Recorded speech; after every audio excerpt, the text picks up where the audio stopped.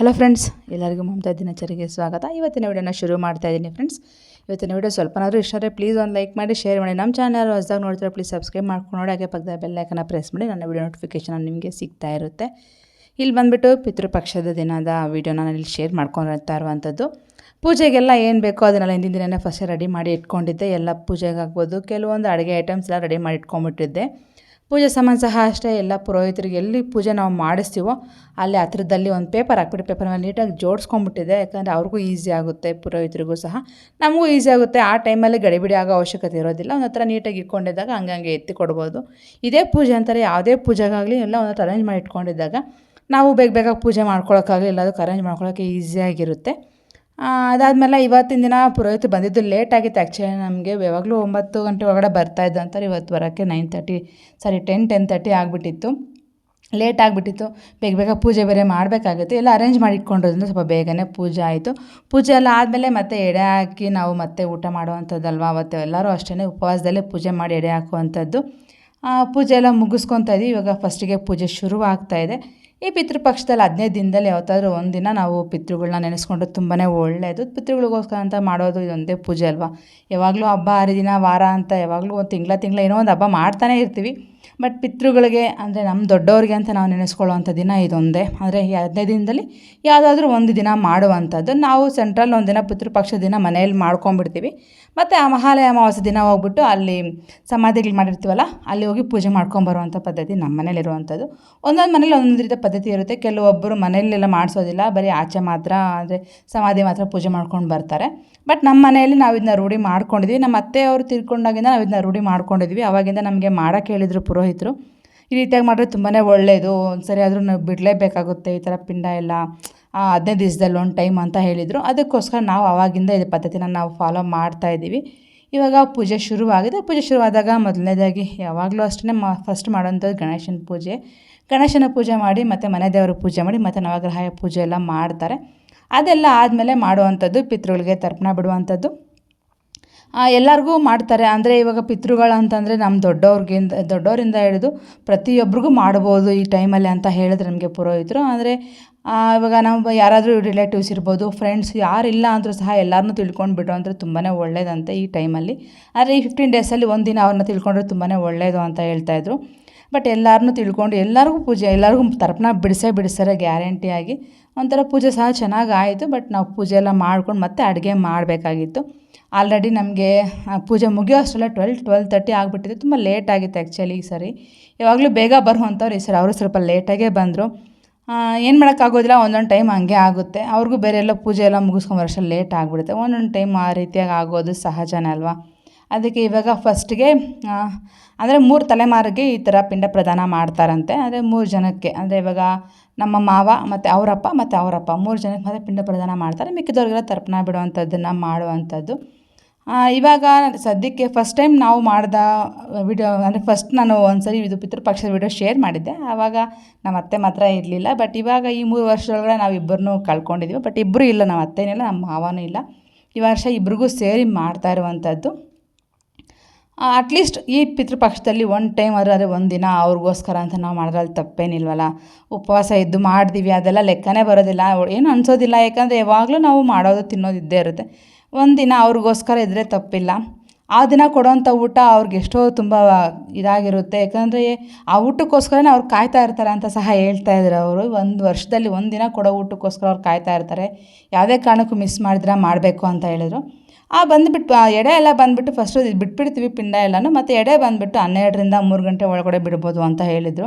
ಅದಕ್ಕೋಸ್ಕರ ನಾವು ಸಹ ಓಕೆ, ಇನ್ನು 12 ಗಂಟೆಯಿಂದ 3 ಗಂಟೆಗೂ ಟೈಮ್ ಇತ್ತಲ್ವ, ಪುರೋಹಿತರೆಲ್ಲ ಹೋದ್ಮೇಲೆ ಅಡುಗೆ ಮಾಡೋಣ ಅಂತ ಸುಮ್ಮನೆ ಆಗಿಬಿಟ್ವಿ. ವೆಜ್ ಆದರೆ ಅವ್ರು ಇದ್ದಂಗೆ ಮಾಡ್ಕೊಬೋದು ಗಣೇಶನ ಪೂಜೆ ಎಲ್ಲ ಮುಗಿದ ತಕ್ಷಣ. ಆದರೆ ನಮ್ಮ ನಾನ್ ವೆಜ್ ಆಗಿರೋದ್ರಿಂದ ನಾವು ಇರೋವಾಗೆಲ್ಲ ಮಾಡೋಕ್ಕಾಗೋದಿಲ್ಲ. ಪುರೋಹಿತರು ಹೋದ್ಮೇಲೆ ನಾವು ಅಡುಗೆ ಮಾಡ್ಕೊಬೇಕಾಗುತ್ತೆ. ಅವ್ರು ಬರೋ ಅಷ್ಟರಲ್ಲಿ 10:30, 11 ಆಗೋಗಿತ್ತು. ಅವರೆಲ್ಲ ಮುಗಿಸಿ ಆಚೆ ಹೋಗೋ ಅಷ್ಟರಲ್ಲಿ 11 to 11:45 ಆಗೋಗಿತ್ತು. 12 to 12:45 ಆಗೋಗಿತ್ತು. ಸ್ವಲ್ಪ ಲೇಟೇ ಆಯಿತು. ಅದಾದಮೇಲೆ ಒಂದು 2 ಅವರಲ್ಲಿ ನಾವು ಫುಲ್ ಎಲ್ಲ ಪ್ರಿಪೇರ್ ಮಾಡಿದ್ವಿ ಅಡುಗೆಗಳ್ನೆಲ್ಲನೂ. ಇಲ್ಲಿ ಪೂಜೆ ಸಹ ಅಷ್ಟೇ ಫೈನಲಾಗಿ ಆಗ್ತಾಯಿದೆ. ಇನ್ನೇನಿದು ಫೈನಲ್ ಲಾಸ್ಟ್ ಪೂಜೆ, ಲಾಸ್ಟಿಗೆ ಮಹಾಮಂಗಳಾರತಿ ಮಾಡಿಬಿಟ್ರೆ ಇಲ್ಲಿಗೆ ಮುಗಿಯುತ್ತೆ ತರ್ಪಣ ಬಿಡುವಂಥದ್ದು ಎಲ್ಲನೂ. ಇದಾದಮೇಲೆ ನೆಕ್ಸ್ಟ್ ಇರೋದು ನಾವು ಎಡೆ ಹಾಕ್ಕೊಂಡು ನಾವು ಮನೇಲಿ ಏನು ಪದ್ಧತಿ ಇರುತ್ತೋ ಅದನ್ನ ನಾವು ಫಾಲೋ ಮಾಡುವಂಥದ್ದು. ಕೆಲವೊಂದು ಮನೆಯಲ್ಲಿ ದೊಡ್ಡವರು ಫಾಲೋ ಮಾಡ್ಕೊಂಬಂದಿರೋದನ್ನ ನಾವು ಫಾಲೋ ಮಾಡಲೇಬೇಕಾಗುತ್ತೆ ಕೆಲವು ಪೂಜೆಗಳಲ್ಲಿ.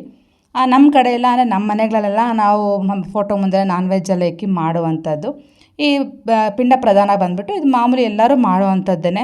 ಅದು ಮಾಡಲೇಬೇಕು. ಎಳ್ಳು ಅಕ್ಕಿ ಮೇನ್ ಬಂದುಬಿಟ್ಟು ಎಳ್ಳು ಅನ್ನೋದು ತುಂಬಾ ಮುಖ್ಯ ಆಗುತ್ತೆ, ಕಪ್ಪೆಳ್ಳು ಅನ್ನೋದು ಪಿತೃಗಳಿಗೆ.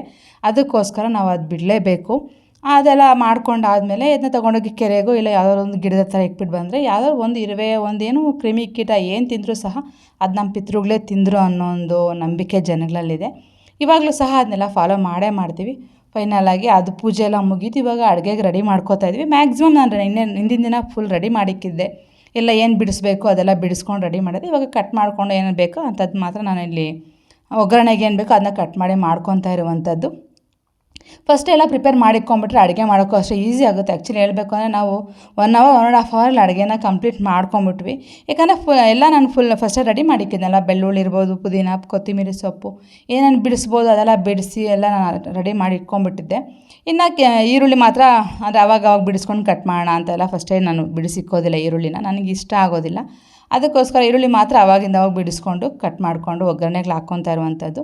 ಇನ್ನು ಪುರೋಹಿತರು ಬೇರೆ ಬರೋದಕ್ಕೆ ಲೇಟ್ ಆಗಿತ್ತು. ಅವ್ರು ಬರೋಕ್ಕೆ ಮುಂಚೆನೇ ಕೆಲವೊಂದು ಪೇಸ್ಟ್ ಇರ್ಬೋದು, ಮಸಾಲೆ ಐಟಮ್ ಅವೆಲ್ಲ ರೆಡಿ ಮಾಡ್ಕೊಂಬಿಟ್ಟಿದ್ವಿ. ಅವ್ರು ಹೋದ್ಮೇಲೆ ಮತ್ತೆ ತಂದುಬಿಟ್ಟು ಮತ್ತೆ ಮಾಡೋಣ ಅಂತ ಹೇಳ್ಬಿಟ್ಟು. ಇಲ್ಲ ಅಂದರೆ ಅವ್ರು ಬಂದಮೇಲೆ ಅವ್ರು ಹೋದ್ಮೇಲೆ ಎಲ್ಲ ರೆಡಿ ಮಾಡ್ಕೊಬೇಕಂದ್ರೆ ಸ್ವಲ್ಪ ರಿಸ್ಕ್ ಅಂತ ಅನಿಸುತ್ತೆ. ಅದಕ್ಕೋಸ್ಕರ ಅವ್ರು ಬರೋ ಅಷ್ಟರಲ್ಲಿ ಸ್ವಲ್ಪ ಏನೇನು ಬೇಸಿಕ್ಕಾಗಿ ಏನು ಬೇಕೋ ಕೆಲವೊಂದು ಮಸಾಲೆಗಳು ಅದೆಲ್ಲ ರೆಡಿ ಮಾಡ್ಕೊಂಬಿಟ್ಟಿದ್ವಿ. ಇವಾಗ ಇಲ್ಲಿ ನೋಡ್ಬೋದು ಆಲ್ರೆಡಿ ಮಟನ್ ಸಾರಂತೂ ಆಗಿದೆ. ಇನ್ನೇನು ಸ್ವಲ್ಪ ಫೈನಲ್ ಆಗಿದೆ. ಒಂದು 2-2:30 ಅಷ್ಟರಲ್ಲಿ ನಾವೆಲ್ಲ ಪೂಜೆ ಎಲ್ಲ ಮುಗಿಸ್ಕೊಂಬಿಟ್ವಿ. ಅಷ್ಟು ಬೇಗ ಅಡುಗೆ ಮಾಡ್ಕೊಂಡ್ವಿ. ಯಾವಾಗಲೇ ಅಷ್ಟೇ ಯಾವುದೇ ಒಂದು ಪೂಜೆ ಒಂದು ಅಡುಗೆ ಏನೇ ಇರ್ಬೋದು, ಒಂದು ಪ್ರಿಪ್ರೇಷನ್ ಅಂತ ಇದ್ದರೆ ಖಂಡಿತವಾಗ್ಲೂ ಬೇಗ ಎಲ್ಲ ಮಾಡ್ಕೊಬೋದು. ಮನೇಲಿ ಏನಿದೆ ಏನಿಲ್ಲ ಅಂತೆಲ್ಲ ಫಸ್ಟೇ ನೋಡಿ ತಂದಿಟ್ಕೊಂಬಿಟ್ರೆ ಅದನ್ನ ರೆಡಿ ಮಾಡ್ಕೊಂಬಿಟ್ರೆ ನಮಗೆ ಮಾಡ್ಕೊಳ್ಳೋಕ್ಕೂ ಈಸಿ ಆಗುತ್ತೆ. ನಾವು ಅಲ್ಲಿ ಅಡುಗೆ ಮಾಡ್ಕೊತಾ ಇದ್ವಿ. ಇಲ್ಲಿ ಮೋಮಿತಾ, ದಿಶು, ಚಿರು ಎಲ್ಲ ಸೇರ್ಕೊಂಡು ಇಲ್ಲಿ ಡೆಕೋರೇಷನ್ ರೆಡಿ ಮಾಡ್ಕೊತಾವ್ರೆ. ಅಂದರೆ ಅವಳು ಡೆಕೋರೇಷನ್ ಮಾಡ್ಕೊಡ್ತಾ ಇರ್ತಾಳೆ, ಇವರಿಬ್ಬರು ಹೆಲ್ಪ್ ಮಾಡ್ತಾ ಇರ್ತಾರೆ. ಅವಳು ಡೆಕೋರೇಷನ್ ಎಲ್ಲ ಮಾಡ್ತಾಳೆ, ಅವಳಿಗೆ ಇಂಟ್ರೆಸ್ಟ್ ಇದೆ ಅದರದ್ದೆಲ್ಲನೂ. ಅವಳೇ ರೆಡಿ ಮಾಡುವಂಥದ್ದು. 2 ಸರಿ ಮಾಡಿದಾಗಿಂದ ಅವಳೇ ಡೆಕೋರೇಷನ್ ಮಾಡ್ತಾಳೆ, ನಾವೇನು ಮಾಡೋಕ್ಕೋಗೋದಿಲ್ಲ. ನಾವು ಅಡುಗೆ ಮಾಡೋ ಬ್ಯುಸಿಯಲ್ಲಿ ಇರ್ತೀವಲ್ವ. ಅದು ಅಲ್ಲದೆ ಬರೋ ಗೆಸ್ಟ್ ಎಲ್ಲ ಬರುವಂಥವ್ರಿದ್ರು. ಅಂದರೆ ಈ ಪಿತೃಪಕ್ಷದ ಪೂಜೆಗೆ ಎಲ್ಲರನ್ನೂ ಕರಿಬೇಕು ಅಂತ ಹೇಳಿದರು. ನಮಗೆ ಹೋದ ಸರಿ ಗೊತ್ತಿರಲಿಲ್ಲ, ನಾವೇ ಮಾಡ್ಕೊಂಬಿಟ್ಟಿದ್ವಿ. ಬಟ್ ಆ ಹೋದ ಸರಿ ಬಂದಾಗ ಪುರೋಹಿತರು ನಮ್ಗೆ ಹೇಳಿದರು, ಯಾರೇ ಆಗಲಿ ಯಾಕಂದರೆ ಅಲ್ಲೆಲ್ಲ ಪ್ರತಿಯೊಬ್ಬರಿಗೂ ನಾವು ಪೂಜೆ ಮಾಡಿಸೋದ್ರಿಂದ ಎಲ್ಲರನ್ನೂ ಕರಿಬೋದು, ನಿಮ್ಗೆ ಯಾರು ಬೇಕೋ ಎಲ್ಲರನ್ನೂ ಕರೆದು ಮಾಡ್ಬೋದು ಅಂತ. ಕೆಲವೊಬ್ಬರನ್ನ ಎಲ್ಲ ಅಂದರೆ ನಮ್ಮ ಮನೆಯವ್ರಿಗೆ ಬೇಕು ಅಣ್ಣ ತಂಗಿ ಅಕ್ಕ ತಮ್ಮ ಆ ಥರ ಇರೋರನ್ನೆಲ್ಲ ಕರೆದಿದ್ವಿ. ಒಂದು 20-30 ಜನದಷ್ಟರಿಗೂ ಬರೋ ಪ್ಲ್ಯಾನ್ ಇತ್ತು ನಮಗೆ. ಅದಕ್ಕೋಸ್ಕರ ಸ್ವಲ್ಪ ಅಡುಗೆಗಳು ಸಹ ಸ್ವಲ್ಪ ಜಾಸ್ತಿನೇ ಮಾಡಿದ್ವಿ. ಇವಾಗ ಡೆಕೋರೇಷನ್ ಎಲ್ಲ ಮೋಮಿತಾ ಮಾಡ್ಕೊತಾ ಇದ್ಲು. ನಾವಿಲ್ಲಿ ಅಡುಗೆಗಳಂತೂ ಫುಲ್ಲಾಗಿ ರೆಡಿ ಆಯಿತು. ಇನ್ನು ಮಟನ್ ಸಾರು, ಚಿಕನ್ ಫ್ರೈ, ಬಿರಿಯಾನಿ ಮಾಡಿದ್ವಿ ಮತ್ತು ಕಬಾಬ್ ಮಾಡಿದ್ವಿ. ಕೆಲವೊಂದು ಕ್ಲಿಪ್ಪಿಂಗ್ಸ್ನ ಮಾತ್ರ ನಾವು ಮಾಡ್ಕೊಂಡಿರೋಂಥದ್ದು. ಗೊತ್ತು ಹೇಳಿದ್ನಲ್ವ, ಒಂದು 2 ಅವರ್ಸಲ್ಲಿ ಫುಲ್ ಅಡುಗೆ ರೆಡಿ ಆಗಬೇಕು ಅಂದರೆ ಸ್ವಲ್ಪ ಕಷ್ಟದ ಕೆಲಸನೇ, ಅಷ್ಟು ಬೇಗ ಆಗೋದಿಲ್ಲ. ಆದರೂ ಸ್ವಲ್ಪ ಬೇಗ ಮಾಡೋದ್ರಲ್ಲಿ ನಾವು ವೀಡಿಯೋಸ್ ಎಲ್ಲ ಅಷ್ಟೊಂದು ಮಾಡ್ಕೊಳ್ಳೋಕ್ಕಾಗಲಿಲ್ಲ. ಇವಾಗ ಫೈನಲಾಗಿ ಎಲ್ಲ ರೆಡಿ ಮಾಡಿದ್ದೀವಿ. ರೆಡಿ ಮಾಡಿಬಿಟ್ಟು ಎಡೆ ಹಾಕ್ಬಿಟ್ಟು ಇವಾಗ ಪೂಜೆ ಮಾಡ್ತಾ ಇರುವಂಥದ್ದು.